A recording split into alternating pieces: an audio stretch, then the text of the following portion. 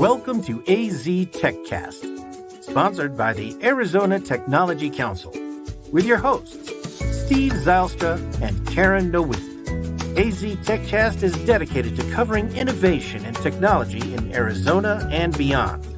Broadcasted monthly, AZ TechCast invites leading experts to have real conversations about what is happening in the tech sector across the state of Arizona.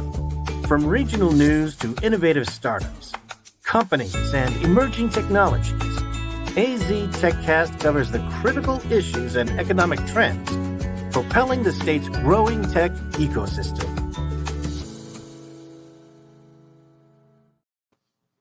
In this episode of AZ TechCast, our panel of experts will discuss the intricacies of workforce development. Today, we'll explore the concept of a workforce development ecosystem and its significance in connecting K-12 students to career pathways. From discussing international hiring strategies to maintaining affordability with scaling a global team, this episode will uncover the challenges and opportunities faced by companies in Arizona and beyond. Our panel will share strategies for balancing international hiring with local talent cultivation and valuable insights into the multifaceted approach to building a robust workforce for the future. Thank you for joining us today as we explore the intersection of technology, education, and talent development in shaping the future of Arizona industries. I'm Karen Nowicki. I'm the president and owner of Phoenix Business Radio X, and I have the pleasure every month, once a month, to host AZ TechCast, which is sponsored by Arizona Technology Council.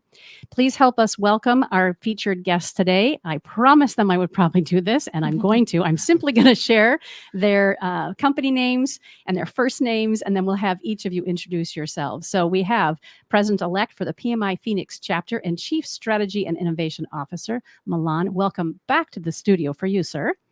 Thank you, Karen. A shout out to Joe Puz, PMO Joe. Yep. As we came in, he had said he had been here before, and Milan mentioned that I think we had just been open in this particular location for not even a week, I think. And yeah, exactly, yeah. Yes, well, welcome back. I'm pleased that you're here, and I told Milan I already texted PMO Joe and said, "Hey, guess who's here?" So love it. And with us remotely today, we're so grateful to have Amber with us with Pipeline AZ. Welcome, Amber. Thank you for having me. We're thrilled to have you. I'm going to be there next week. Did I already tell you that? I'll be in Tucson next week. Looking forward to spending some time down there. And also with us, oh boy, here we go.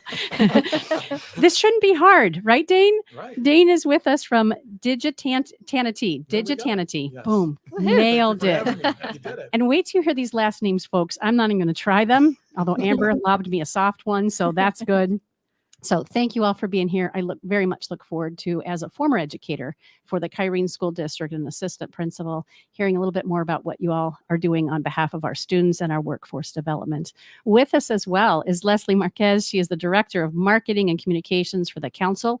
I can only say Marquez because I've practiced it a bunch of times. No, it's another easy one. Yes. And she is here with us. She's so great about planning all of these TechCast episodes. And it's every once in a while when Steve isn't here, you fill in for Steve, or if I'm not here, you're filling in for me. But this is the first time that you're joining us in the studio. It is. Longtime listener, first time visitor. So I'm excited to be here. Big shoes to fill, but I'm honored to be stepping in Steve's place today. I'm so glad. So glad you're here. And so we'd love to start with each of you just telling us a little bit about who you are, the company and organization you represent, and of course, how does that fit from your perspective into our tech ecosystem?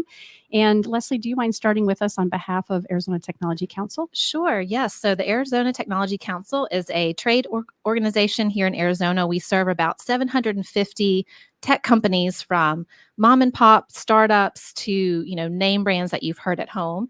And we do a host of things for these companies. We negotiate low-cost health services for these companies. We host probably over 150 events each year, virtual and in person. So continuing education, networking, lots of opportunities to grow in this tech space. And then we also do a lot of public policy work on the local, state, and federal level on behalf of technology companies who are our members and ones that we want to come into Arizona to make Arizona a really tech-friendly place for these companies. And I've been with the company since September, so still learning a lot and very excited about the conversation we're going to have today with these guests. So great. And I apologize. I was making sure that we're live on LinkedIn. That's why I looked at my phone. Did you mention SciTech Institute? Yes, so we have a foundation, the SciTech Institute, and today's conversation really dovetails nicely into their work. They do a lot of work specifically with students and focusing on STEM education, and they do a host of activities across not only the state, but internationally, with several different programs that educate students and allow them to have chief science officers in their schools, which is a really incredible program if you're not familiar.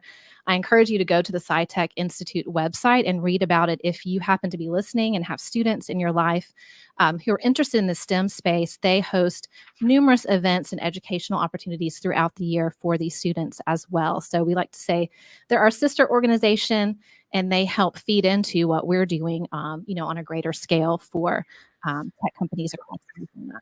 And they're right here in Max, in this co-work Exactly, space. Their yes. office is, we just passed it on the way in, which is super fun because I get to keep track of what they're doing and get to say hello. Yes, Karen's lucky. She gets to be close by. I love it. They're all here with Dr. Babendor and the rest of the team. So great introduction. Thank you, Leslie. And again, we're happy to have you. Amber, why Thank don't you. you start for us next, and then we'll have Dana Milan pop in. Sure. Amber Smith. I'm a new CEO for Pipeline AZ. I have nearly 25 years, I was just working on the math, of experience, mostly in government affairs, but it also paralleled that experience, had me leading nonprofit business advocacy organizations, like president and CEO of the Tucson Metro Chamber. Largely, my career has stemmed about trying to support a strong economic environment.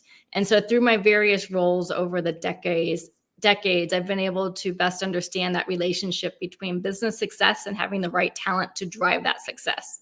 But of course, the inverse to that is making sure that those individuals have the right skills to drive that success. So there's that component of skilling people up and reducing poverty.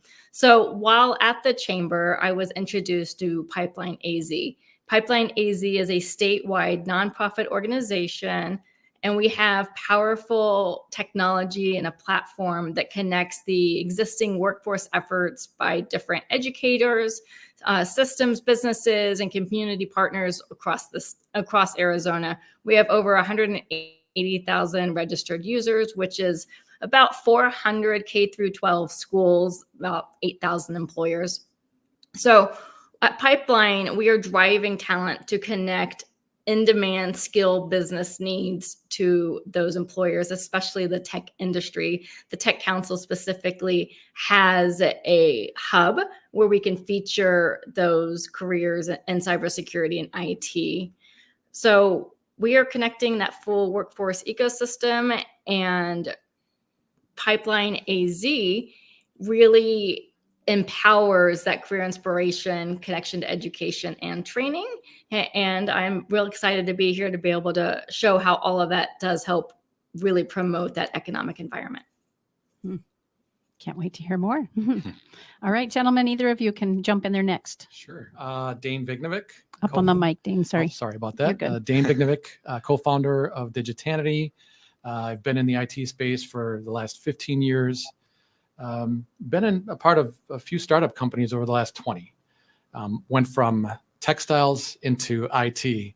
That's how Milan and I actually got connected a few years back. But for the most part, Digitanity is an offshoot of something that my colleagues and I that had worked in the past at a former company decided was needed in the space. During the course of staff aug type relationships over the years, it was always a matter of outsourcing activities, right? Taking that work away from companies that are working here locally and offering a deliverable to them, but they have no control over it. And we've always had that discussion of, wouldn't it be great if we could hire people internationally for companies as internal folks, but take care of that whole back end of having an entity there, having office space, managing payroll, taxation, HR, legal. And when we started researching it, we realized, it's build, operate, transfer. It's been out there for the last 15 years. It just hasn't become as relevant as it is now, because people are seeing in a post-COVID world that you can work remotely, you can have your own internal teams and have them across the world and deliver successful projects for companies that are here locally. Now, how does that connect into helping, companies here in the Valley? Well, it's huge, because You look at companies that are enterprise level companies, they do that all the time. They spend the money and they do the market research and look at where they're going to find their IT talent. And then they go and lease office buildings and whatnot. What we're doing is we're offering the capability of small businesses and startups here in the Valley to be able to do the same. And also, in some cases, offset the cost for companies that are growing businesses or small businesses to be able to afford some of their local staff by offsetting costs on certain roles to their European talent. It's a whole, there's a lot of different reasons why a company would do this. And there's other cases where we're helping companies essentially find talent that they could not find locally. So there's, or they're expanding rapidly and they just really need to scale out quickly, and we help them with that as well. But that's in a nutshell of what we're doing. And a lot of times people think that we're an outsourcing agency, and we're not. We have a recruiting arm that helps our clients recruit people. Our clients manage all the interviews. Their hiring teams are the ones that are involved to see if these people are matches for their company culture. And at the end of the day, then we extend the job offer letter to them to help them employ these individuals. Fascinating. All right. And a little bit of history between the two of you. I love hearing that. So Milan, yes. So we had the same kind of beginnings, which was, related to the country where we were born or we lived. It was related to some industry that was, was profitable before. It was textile industry, and both of us switched to IT. So I'm more than 17 years in IT, in high tech. Today I'm representing two organizations, two companies. So I will be changing role or changing hats when I'm answering or chatting with you. So the first one is Proctorio. It's a local-based company, founded 2013 here in Scottsdale. We celebrated last year 10 years. Now will be our 11th anniversary in 2 weeks. We started as an AI-based company, focused on ed tech. So our clients are more than 4,000 universities across the globe. And not only that we are operating from here, we open a couple of offices across the globe. So we have operations happening in Europe, also in South America, and pretty much we are in more than 190 countries active. Wow. So my role is Chief Strategy and Innovation Officer. So involved in not only product development, delivery, but also delivering and creating teams, developing strategy and implementing different kind of activities through organization. The other organization that I'm representing is also focused on growing or creating new skills. It is called PMI, it's Project Management Institute. Project Management Institute is a global nonprofit organization having more than 1 million active members globally, and operates through something called chapters. So the organization in each country or state has additional nonprofit organization that is operating locally, connecting with local communities, working on a workforce development, providing various kind of activities to support the local communities. So it's called PMI Phoenix chapter, and has more than 2,500 members today. Wow. And so when does your term start, or you are already active? So I'm board member for 3 years in that organization. And currently this year, I have a role called president-elect. That means I'm preparing to take the presidential role, which will happen in September.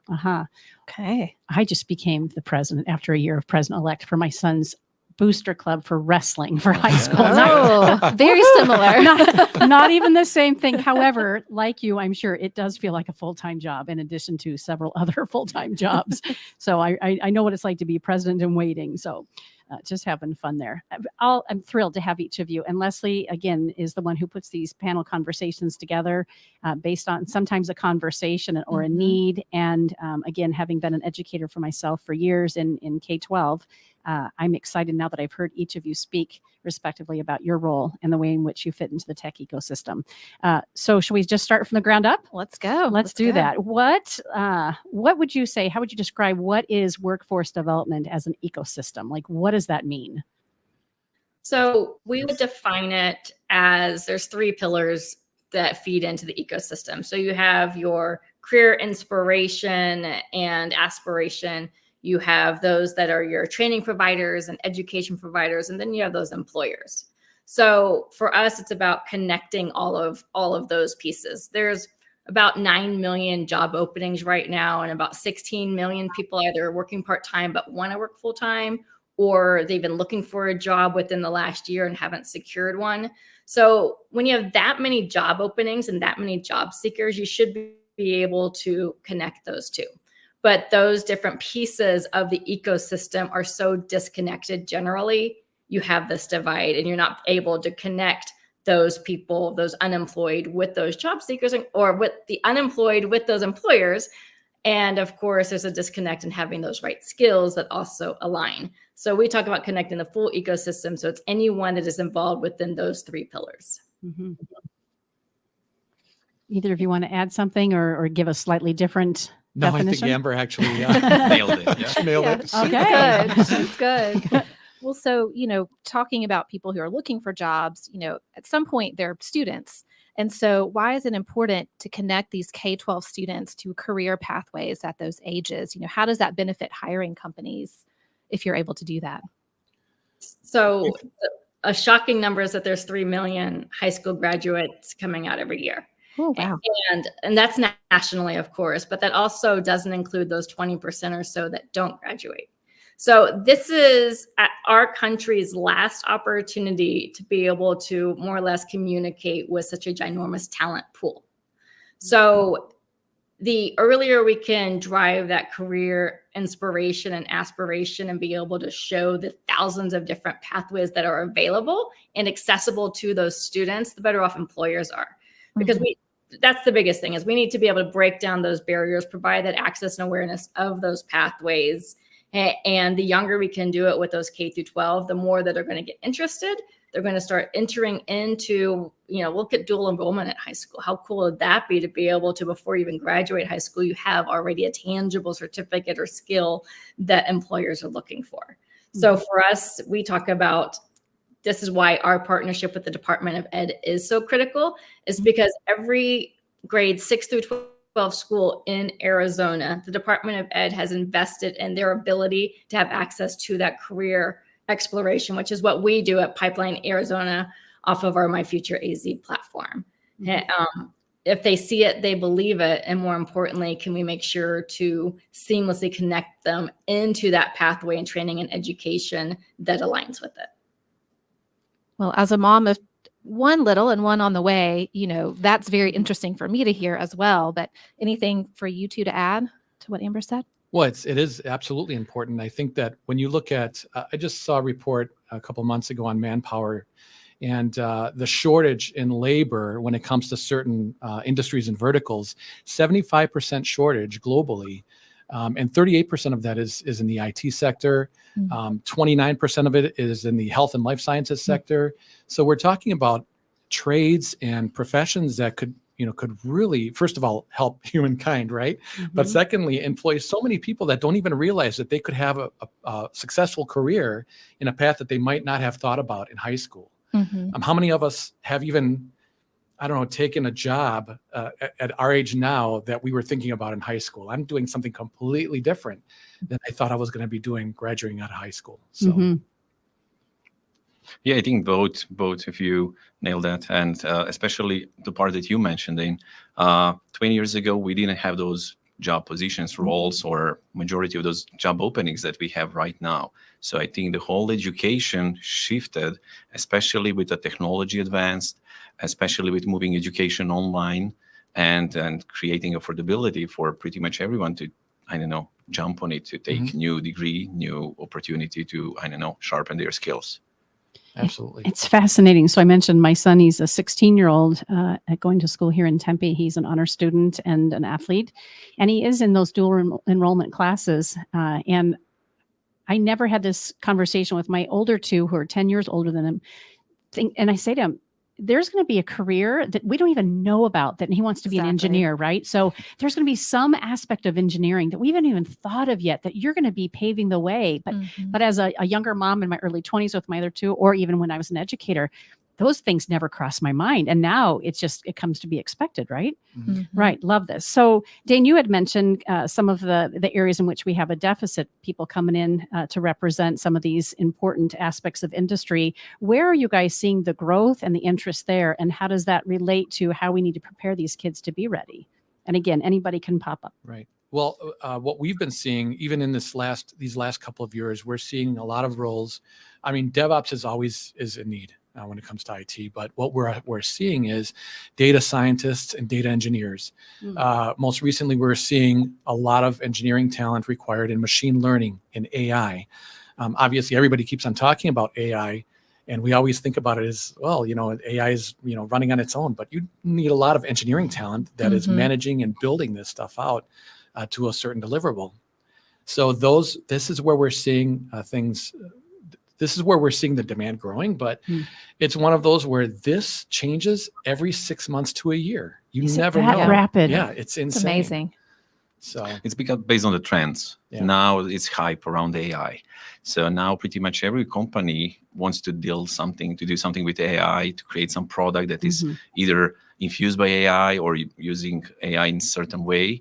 So there is a big demand on the market now for engineers having those skills, but that's not new. So machine learning is in our schools for years.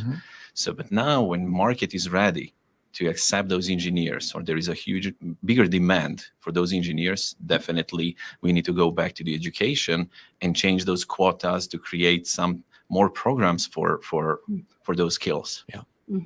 Well, and I want to point out that the diversity in different careers and jobs everyone just talked about, because we also, many of us, like I know I grew up in the generations where I didn't even think about the fact that I wouldn't go to college, right? Like my mom is like, you're absolutely going to college. No ifs, ands, or buts about it. You're going to self-sustain. Great, fine. I have 3 boys. Also one that is almost 16. And my middle son is also in wrestling. And I was listening to your boosters like, oh, I probably should get involved.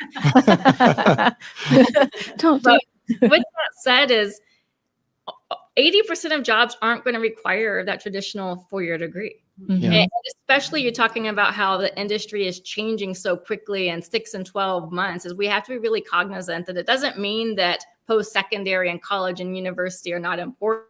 It just means that there's additional pathways and ways to get there that may not be that traditional 4-year degree. And that diversity and choice is what's so critical for our kids. That's such a good point. Yes. Yeah. Well, and there's apprenticeships in some companies that are larger. Also, they're offering apprenticeships, internships. So you're right, Amber, when it comes to having to go, a lot of kids, I think there's a certain level of fear with kids either wanting to go to college. Why would I go to college? I'm afraid this and that, right?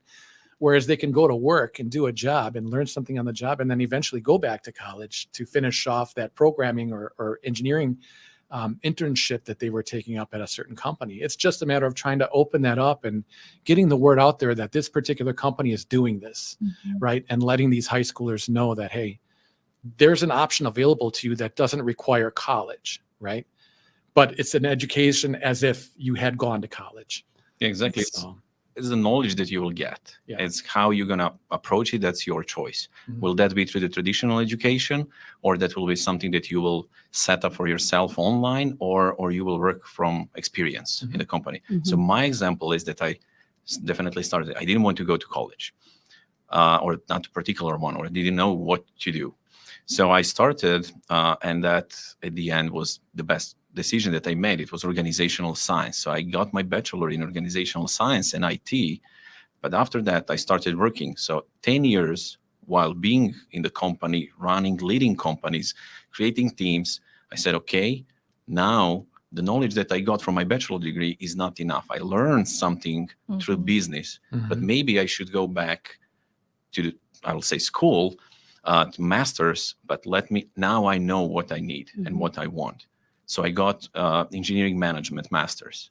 So I did that one, definitely advancing career that helped me get me new, fresh perspective because I selected school, which was, I would say, up to date, which is very, very important. And then 5-7 years after that, I moved to US, I came here and I enrolled myself to MBA.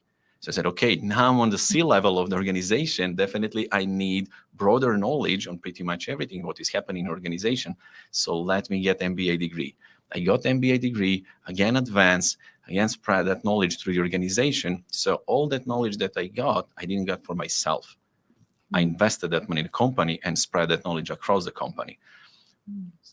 Recently, I got my third master's.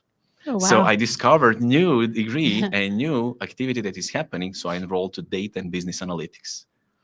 And I got that one and definitely advanced in a company. And we created now pretty much everything automated. All activities are happening. I won't say we have robots, but they're not doing pretty much everything. Right. But that's planned. So every new opportunity that happened or was on the market, I try to grab it. Mm-hmm. And not only get it, as I mentioned, for me, but also see how that will advance and help the company. Mm-hmm. Oh, great example of how education applies and where it fits in. And it's your own path. It's funny because we have obviously a lot of conversations with businesses and executive leaders here in the studio with all the different shows that we do. AZ Tech Council show, AZ TechCast, we've had the presidents of the 3 major universities on a handful of times. And it's fun for me to hear them speak to that college isn't for everyone, even from that perspective. And each of the universities are now offering programs to kind of help that it doesn't have to be necessarily a 4-year degree or even a pay to play. But it's nice that I think even our K-12 educators are saying the same thing. Let's make sure that we're really popping the lid off of what we used to traditionally think was necessary for education and make sure that everybody has access to those next steps in their career and where they want to go. Les, you want to tee off with the next little area that we're going to go before we go to commercial? Well, I'm certainly inspired by Milan here. I'm thinking, man, I need to go and do some educating myself.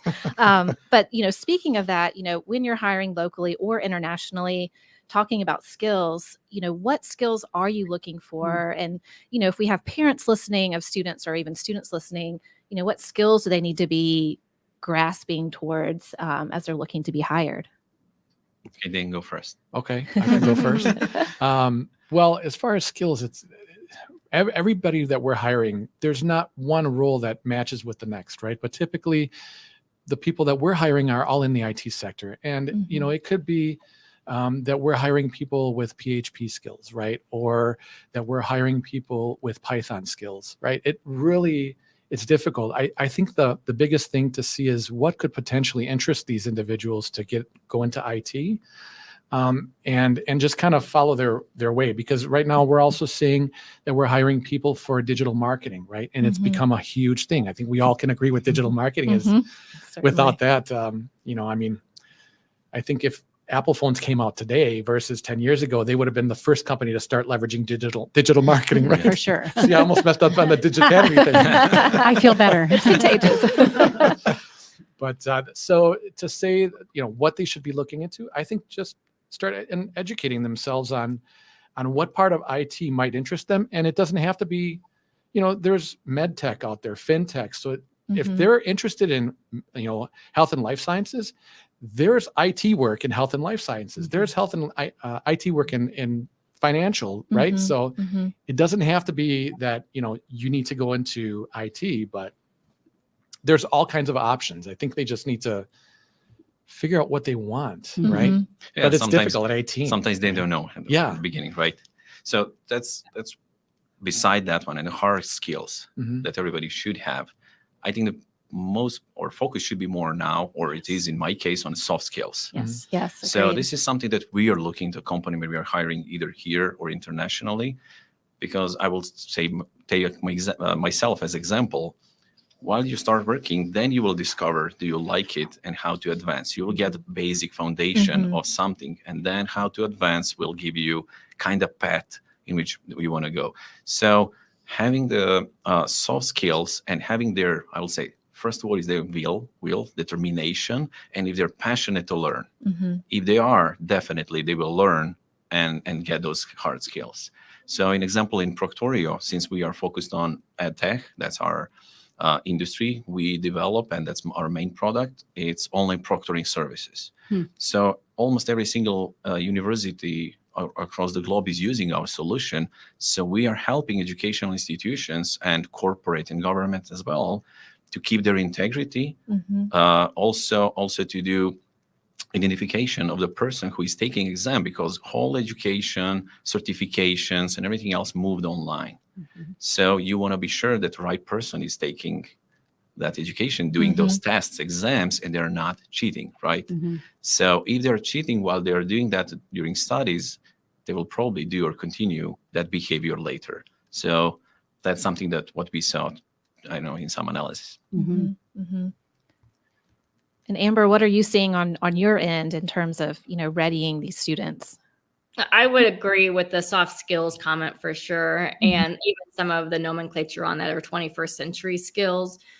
It's basic things. And I love the comment also about the passion and interest, because that's such a huge component. And with the younger generation, they are looking for different things. So being able to align with their interests and their work culture is, and all of that, I think is beginning to shift.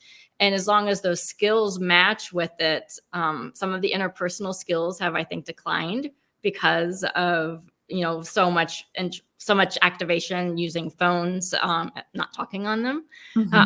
And then again, even bridging from high school graduation to even college, and there's some disconnects, because look at the number of our rural schools and underserved communities too, to where when they graduate, they may still not have had some of those necessary skills that other schools were able to develop more. But definitely in the 21st century, as well as data analytics is significantly growing and crosses across industries. And now industry is also recognizing, let's look at the skill sets within those job descriptions more so than the job title and this college degree. Obviously, college degree is still going to relate to particular careers, but there are some positions that are out there that may not have ever required that degree. And why don't we break down what those skills are instead? And I think that that's also an attempt to close the hiring and being able to fill positions, is let's look at those requirements and break it down to the skills that we need in particular for that position.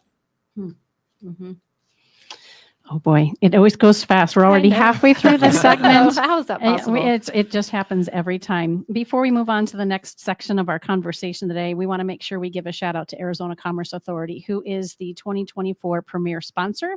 Let's hear from Arizona Commerce Authority. Our streamlined pro-business approach helps you achieve more by putting less between you and future success.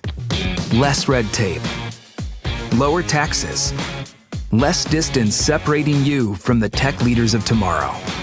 This innovative ecosystem will supply your business with tools and resources to compete in the 21st century and beyond.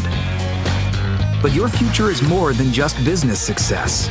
In Arizona, the lifestyle you want is at your fingertips. Explore cities known for their Southwest heritage and modern vision. Enjoy beautiful scenery and endless outdoor activities on land, water, or snow. And if you're looking for a little friendly competition, we've got plenty of teams to choose from. With constant sunshine, vibrant culture, and natural wonder, Arizona provides a style of living that's entirely unique.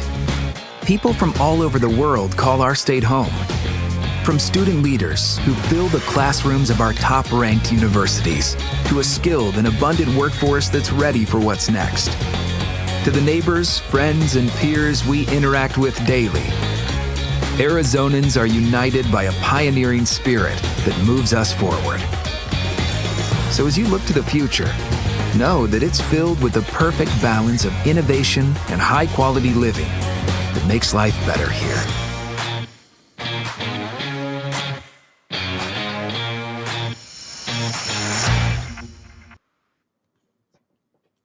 That was a great commercial. That was an amazing commercial, yeah. I'm glad you looking. said it. I say it every time, and I should probably just pause and let somebody else say it. It gets me so jazzed about being an Arizonan every single time. I lived for 4.5 years here in the U.S., and I selected particularly Arizona. And I'm so fascinated with this state, not only from weather, and I don't mind hot. So, but also with the opportunities that exist here. So when I came here, first, I was leading, as I mentioned, international projects, international companies, and so on. So when I decided to move to the US, I was researching California, Nevada, and Arizona, and being there tried and said, definitely Arizona is the place. I saw huge growth of especially high tech here. With the industry that is growing. It's chip related, microprocessors. We have Intel, now we have Taiwanese company, and then all the companies surrounding that. Also blockchain industry, autonomous vehicles. We are have it the all. only It is testing so center. true. So it's really impressive, and I'm really happy that I'm here. Steve isn't here, right? But can you feel him in the room? He's Yes, like, yes, I know. Because he's been such a champion, right? That's really what Arizona Technology Council is all about.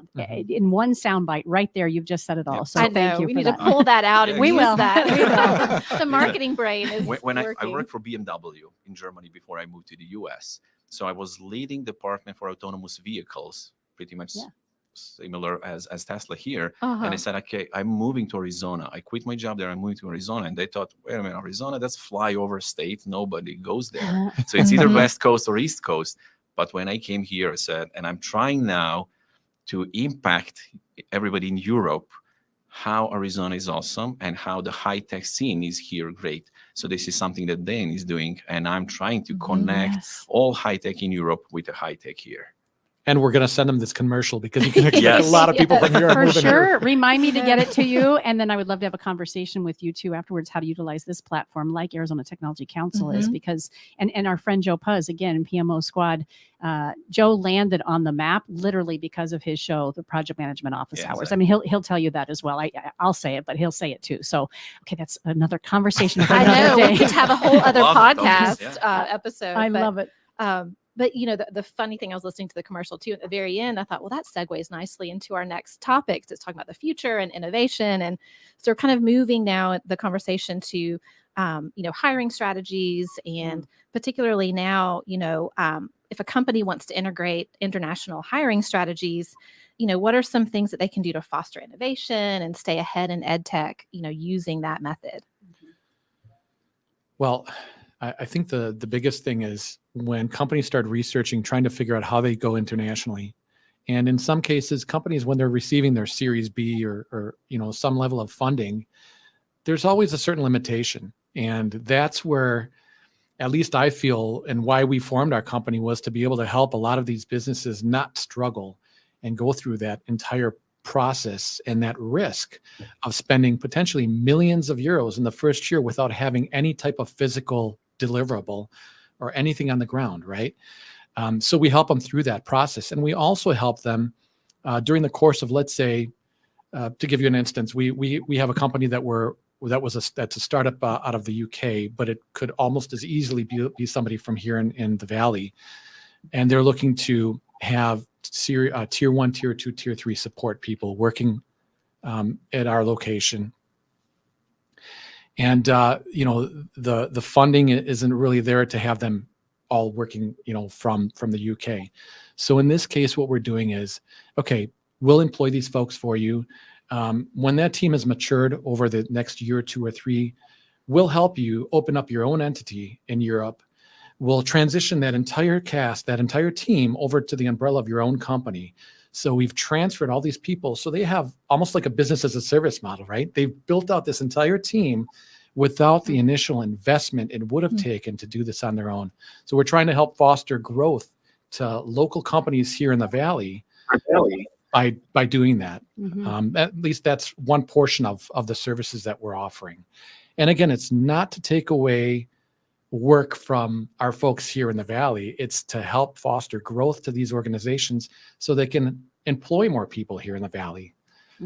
At least that's my mindset. That's how I That's like a to look good at it. point, because in example in Proctorio, what we did here, since we opened development offices outside of the US, especially in Serbia's development center, we created R&D here because of the strong foundation and connection with Arizona State University, Grand Canyon University, and we have really good relationship with them because it's kind of spring of the resources there for engineers. So we created R&D here. So all the development, innovation is happening here, but production can happen anywhere else. Yeah. So IP stays here, IP grown here. But in example, it's support also. This is something that can be outsourced because let's focus on innovation. Let's not here use the word in-house. outsourced. Yes. BOT model. That's exactly, yeah. So that's my point of view also. Yeah, no, I appreciate it. And I think that that's exactly how it should be looked at.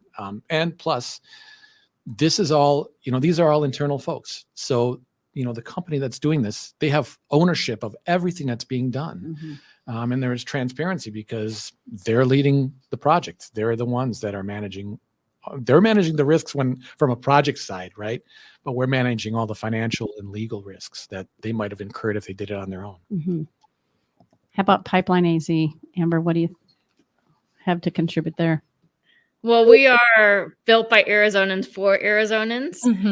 So what I can say is to be able to hire Arizonans, we're really working to be able to skill up that talent. And I would think that skills translate globally, and it's a global economy, right? And you're not going to find hardly any company in America that is 100% built, made, designed in America.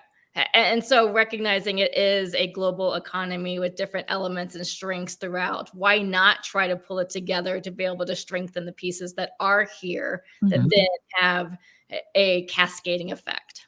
Mm-hmm. When we are talking about scaling, how affordable is it? What are some of the challenges and some of the opportunities that are there to scale? Well, scale-wise, I mean, Milan and I were actually trading some screenshots this morning, and it's pretty impressive as far as the amount of IT growth in all of Eastern Europe, wherever you go, and even in the portions of the EU where it's still affordable. So from a scaling perspective, it's not that difficult. It's just having the infrastructure to be able to scale. And I think that's pretty much, and I'm going back to, that's kind of where we come in. But, larger companies are doing it on their own, and they're doing it successfully, but they have the people to be able to do that. And the bank. And the account. bank. You alluded to that very early on when we started our conversation. Yeah. So is it affordable? So then what are the challenges and what are the opportunities? Love that. It's only not budget is definitely a big point there. And especially if you are considering to invest or create workforce in one area or the another, because definitely price is different. Also the time that you need to invest either or creating talent, if you are following that talent from high school, college, and later investing in that, doesn't need to be a particular person, but the whole career group or profession, but also the other strategies as future or maybe support of the government, of the local institutions, the whole pipeline, like a name is of the organization from. So the whole pipeline need to be defined, and that's something that organizations should define in their own strategy for short, middle, or long term. Because if you need to deliver if organization wants to grow, definitely cannot happen during night, right? Right. So the one of the way how they can scale faster than doing in-house is working through some organization, and then is leading. So if they want to do it in-house, will definitely take more time, more investment. Maybe we'll definitely pros and cons on both sides. So it's up to the organization to decide in which direction they want to go in the moment. And it sounds like at least there's the opportunity to still support these small businesses who want to grow and scale but can't. But they can then start to build locally and foster that talent if they're able to kind of fill these other arenas internationally as well. Well, and that's the point. Like, how valuable would it be if you could offset a certain cost that you were thinking, okay, now I have to allot, I don't know, $1 million or $2 million to to this growth portion, and I only have maybe $100,000 now for marketing and sales, right? How about if you could flip that around and focus so much more on that and other portions of your business, because now you're left with having to spend only 30% budget on that growth from an employee standpoint, right? And again, it goes to your kind of refocusing all this money to other departments. This could also be going towards bonuses of your existing employees. It could be going towards all kinds of different things, education for existing employees, whatever it is. But there's a lot you could be doing with that money. So that's I think it's fascinating for in Tucson's perspective. Over 80% of our businesses are small to mid-sized businesses. I mean, and so, I'm curious about the work being done here to do that, because when I was running the chamber, I mean, that's what these businesses are saying is, I don't have the talent to do X. And furthermore, they don't have the capacity to be able to nurture someone for the role that they need. And in some cases, not even the expertise to do so. So I would think that when they are partnering to be able to gain all of that and then be able to manage it within their operations budget, it's got to be a win. Yeah. And one thing we like to do here is learn terminology, especially me. This is not my subject matter of expertise. So you mentioned this earlier, Dane, but build, operate, transfer, and EOR. Can you talk about that? You defined it a little bit earlier, but talk about that in there, how that's different than a typical outsourcing relationship. The O word we're not supposed to use. Well, because I mess with Milan about that all the time, but because it's a term that it comes back all the time when we talk about build, operate, transfer, or EOR. And when I explain what it is, because EOR basically is employer of record, right? So essentially what we do is we work as a third-party employer. And the model, the build, operate, transfer model that we've adopted is basically helping build your team, operating that team from the back end, right? The payroll, taxation, team building events, HR, all of that. And then the transfer portion happens when we help them open up their own entity and move all those folks under the umbrella of their own company. So that's like a very, kind of, three-step process, the BOT. And a lot of times when I'll talk to people and they'll say, "Oh, well, that's great. That we could use that. What's your bench look like? Like, how many people do you have?" And then I go back and say, I don't think you understood what I said, because we hire people for you. We don't have a bench. We're not an outsourcing agency, right? We don't have 30 developers or 100 engineers that are going to deliver projects for you. We're hiring people that can deliver projects for you, but they are your employees. Yeah. So I try and explain it as like, we're almost similar to a local staffing agency, right? Employing people internationally, because that's... But also covering the other activities, right? Right, exactly. But that's like, it takes a couple times, because I think as children, when we see magic tricks, we're like, oh, that's simple. Like, I could have done that too, right? But when we become adults, we think that everything is challenging and everything is difficult and everything's hard. So a concept like build, operate, transfer is so simple, but right away we're thinking about, okay, well, what's the bench size? What's this? What's that, right? And there's no hidden, no hidden cameras, no nothing. It's like, it is what it is. It's BOT. But it's too good to be true. Yeah, exactly. Exactly. Yeah. Anybody else want to weigh in on that end of things around, I'm forgetting the question now, honestly. ER, BOT. Okay. Yes. I couldn't remember the acronym. Gotta pull that rabbit out of that hat. Yeah, right. There you go. And if not, anybody want to weigh in there? All right, Milan, I have a question for you, because you mentioned obviously at the onset when you introduce yourself is your role with the PMI Phoenix chapter. How is that organization contributing to this conversation and getting our local force ready for work? Yeah. So as I mentioned, PMI on a global level is focused not only on preparing the workforce, it's focused on standardization and creating the blueprint, how the project management profession should look like. Also, PMI on a global level is acting as a certification body, providing valid, credible certifications in that industry, but also preparing them to obtain that certification. So PMI Phoenix chapter is doing all that here locally. So we have certain number of activities that we are doing. Also, everything is available online, but we are doing different kind of events. So PMO Joe, which we mentioned a couple of times here, is also the guest speaker. He was a guest speaker for a lot of events. So we are organizing multiple events on mentorship. So we have the 8-week program of the mentorship, where someone who is seasoned and experienced in that profession, leads some organization, is willing to transfer their knowledge through the guided program. The whole organization is nonprofit and led by volunteers. So we have 2,500 members, somewhere around 85 volunteers here locally, providing and doing all those activities.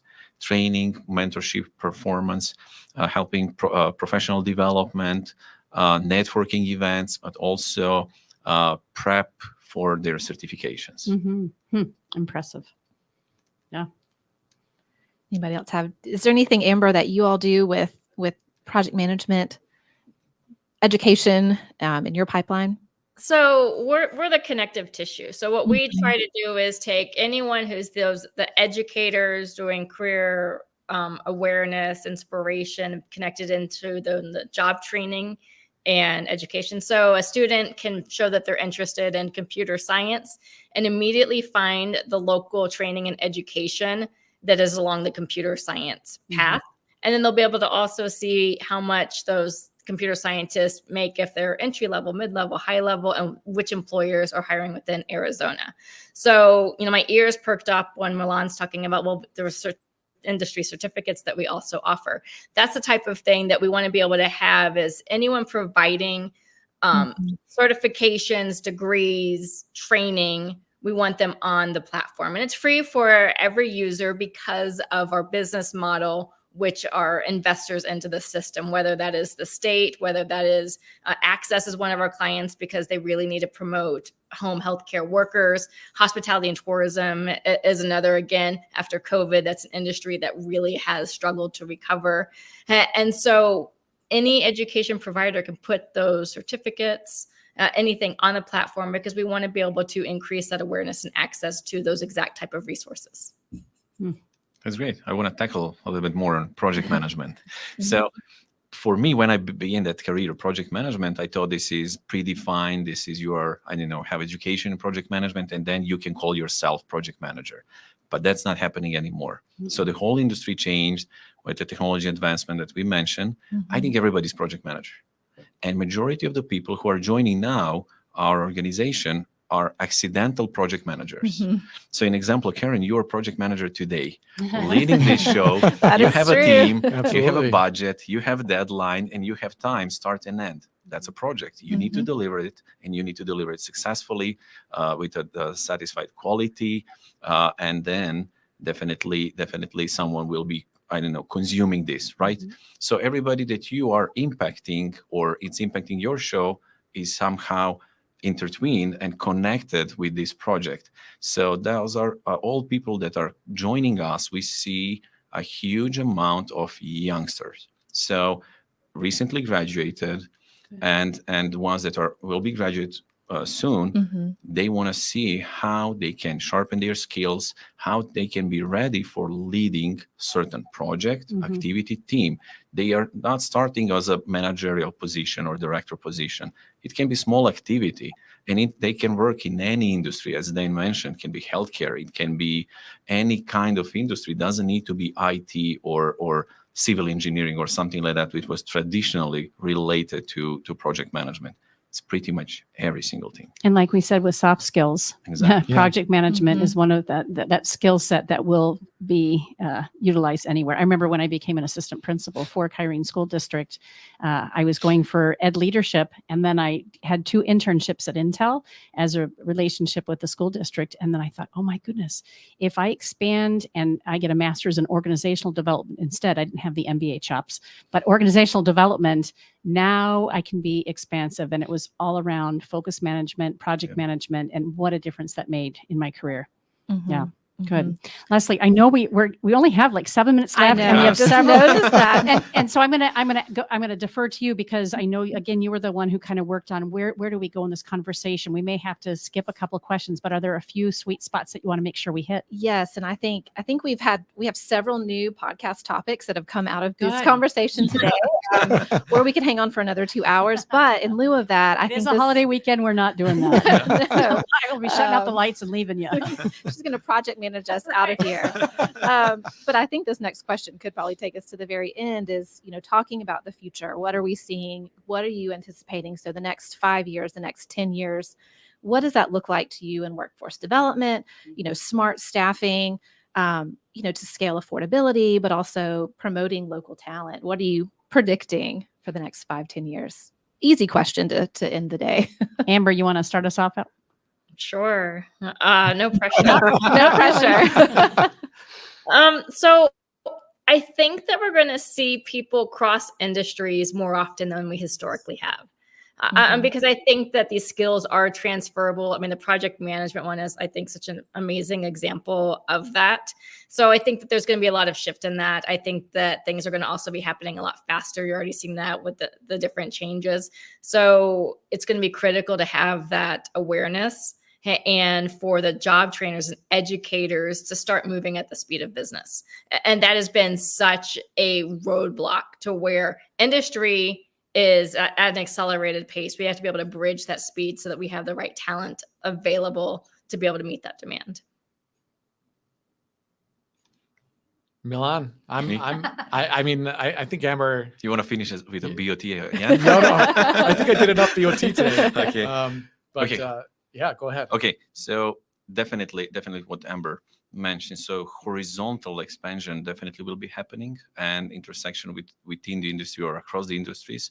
What I'm seeing also pre-qualifications and moving from one industry to another. In example, military. That's something what we see a lot in the project management chapter. So they are changing career. They can either, they're retiring earlier, but they are still capable of working. They got a lot of knowledge while they were in military, and they still can offer something to this world. So we see a lot of those people willing now to jump into the corporate world or even be entrepreneurs and start something. So those are the skills that they are now getting. They're joining to the chapter, and they are starting their own startups, companies, or joining, as I mentioned, corporate. Also, what we see are some other folks from the different industries changing completely career, which was unrelated to something. But due to advancement into technology, especially AI now, there are new career paths. In example, prompt engineer, something that didn't exist even last year, now is something that you can learn easily. I mean, not easily, but really fast. And you don't need to have 4-year degree for that one. So I think credentialing, micro-credentialing is future. So something that you can get some knowledge within 3 months or something like that. And you do not need, you can do that one while you are working mom, your parent, you are at home after your, daily duties. You can obtain that's certification, credential, however we want to call it, that additional knowledge that you can instantly, immediately tomorrow, you can apply to your work. We've had those very conversations here several times around those opportunities to get certified in something and run along in tandem with a career and have multiple opportunities for learning. Yeah. What else will we add to this 5 to 10 year projection? Well, I think that, and that's even relevant now, and we've seen that again, post-COVID, everybody had to start going to school online. Now, 10 years ago, if somebody was going to school online, they're like, oh, you went to college online? Really? That was me. You know what I mean? University of Phoenix. And like half of my school, like I was in an apprenticeship program, and then then I ended up going for industrial engineering. Half of that stuff was being done online, but those were the frowns I was being looked like. People would look at me like, you really went online for that? Whereas nowadays, half of people's courses are online, and it saves them obviously time, but I think that's a direction where most people might even be completing their entire college career online and not even spending a day in college except to pick up their diploma, right? That, and Milan also touched on a subject where a lot of people in their midlife, like me, are changing careers. And for whatever reason it might be that their role as somebody that they've been doing something that they've been doing for the last 20 years is obsolete. And they're not ready to retire. I'm not ready to retire for another 20 years at least. But then what do you do, right? So we have an infrastructure here in the US in place for people to go back to school, whatever that may be, and micro-credentialize or go back to school and completely do something new, right? But I think that, the sky is the limit over the next 5 and 10 years out.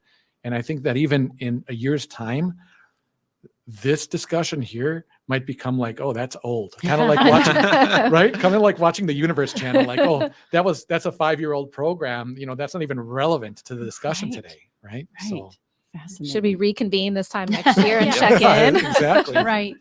We do only have a couple minutes, but I feel like this is an important question to ask Dane. Bulgaria.